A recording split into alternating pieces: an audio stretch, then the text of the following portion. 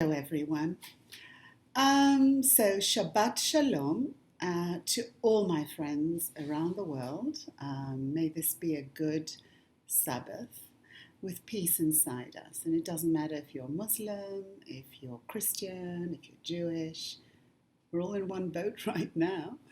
Um, so I want to explain a little bit because every video that I upload, we get to a higher level of understanding consciously.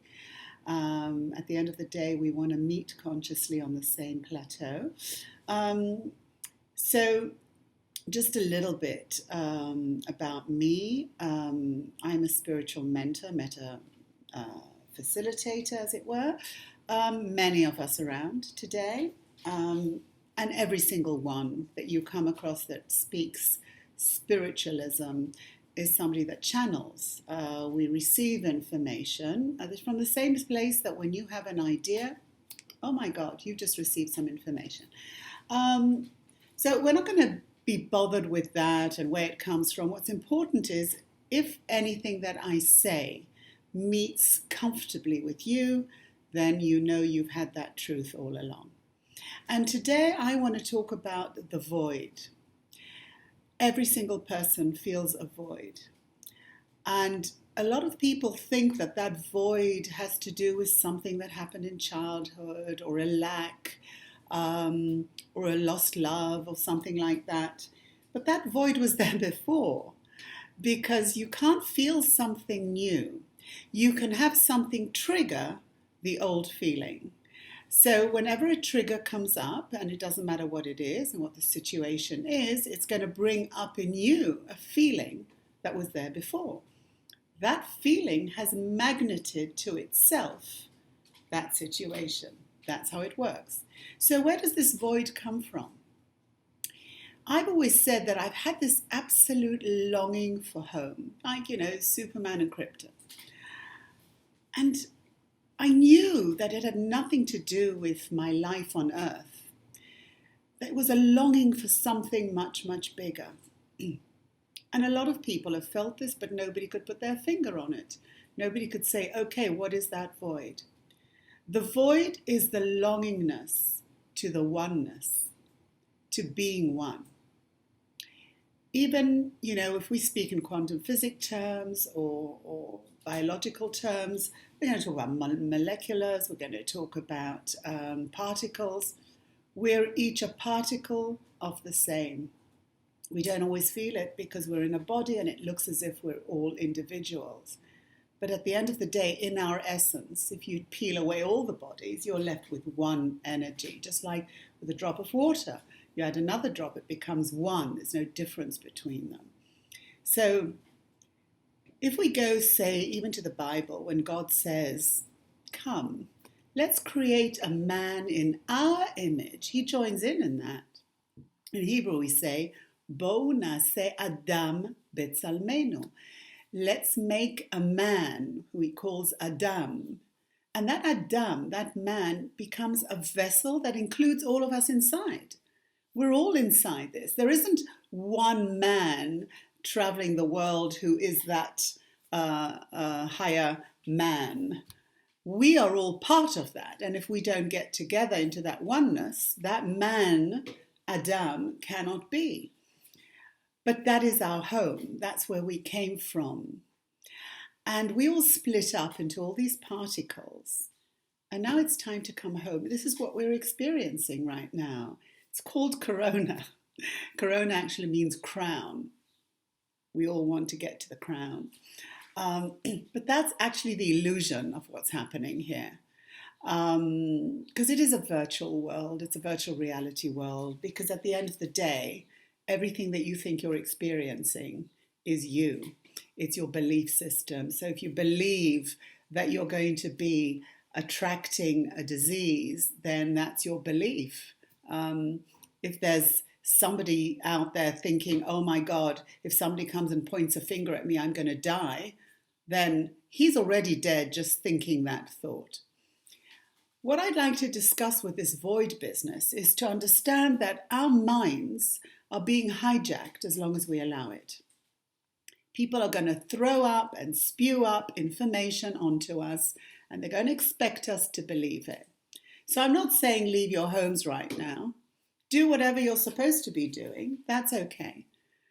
But let's not use that as the excuse to get inside ourselves and find that place inside that fills that void.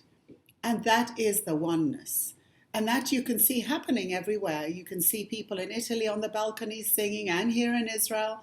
It's happening everywhere. It does not surpass anyone, because God, universe, whatever you want to call that, is much bigger than all of our tiny little particles. And that thing I call God knows something I don't. And if I want to discover what he knows, I have to let go of what I think I know. Because if I think I know something, I'm in a very condensed space of knowing information that's been spewed on me. Okay? And that is where I am. That is my experience. If I want to get out of that, I have to surrender everything I think I know. I have to surrender the mind. I have to be mindless. I have to allow for answers to come to me without me asking for them. Just being, just doing. Meditation is very good. So if you're sitting down and just closing your eyes and allowing yourself just to listen, answers will come. And they don't come through the mind. They come through the heart. You will be feeling those answers and you will know that truth. So if we want to talk about the void, we want to talk about how do we get together. Even though we're in isolation, we're getting together through the heart. That's the wavelength. I can sit here in Jaffa, in Israel, and I can feel the oneness, and that will radiate to everyone else because energy travels faster than anything else. And we are all energy. And we're going into a realm where we'll be using less and less information, less and less mind. Okay? We're going to get accustomed to coming home. Coming home is a feeling of oneness. So if anybody wants to talk about their void and they want to correlate that with a childhood incident, that will never be fulfilled because you will always still have the memory of the story about that incident. You cannot be free until you forgive and let go. And we all want to forgive and let go so that we can come together. Now look what happened. All wars have stopped. Anything that was so important to you a moment before has come to a standstill. It's suddenly not relevant. So where does that put you? That puts you in an amazing place of understanding a higher consciousness, being forced into allowing ourselves to just be human beings, not human thinking, not human doing, but being. And the more we are in our being, the more we're going to be filling up that void with each other.